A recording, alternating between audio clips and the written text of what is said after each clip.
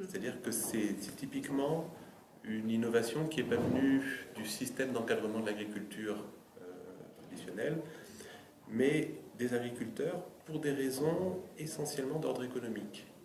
Donc pas d'ordre agroécologique ou d'ordre qualité des sols. Alors ça, je parle là des agriculteurs français, parce que c'est vrai qu'à l'étranger, finalement, un des moteurs clés par rapport à l'évolution vers ces systèmes, ça a été les problèmes d'érosion.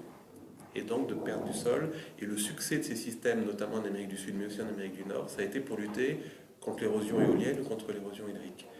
Et c'est vrai qu'en France, il y a des problèmes d'érosion, mais qui ne sont pas une crise telle qu'ont pu les connaître l'Amérique du Nord et l'Amérique du Sud. Et donc ces systèmes ne se sont pas développés comme ça. Mais l'autre intérêt de ces systèmes, c'est la diminution du travail du sol. Or, on sait que dans l'agriculture française, finalement, cette charge est très lourde du travail du sol, à la fois en temps de travail et en coût, parce qu'il faut des machines puissantes, il faut beaucoup de gasoil, etc., pour pouvoir travailler le sol. Et donc, finalement, une des motivations essentielles de la part des agriculteurs, c'est de pouvoir libérer du temps et diminuer le parc de matériel et diminuer la consommation de carburant.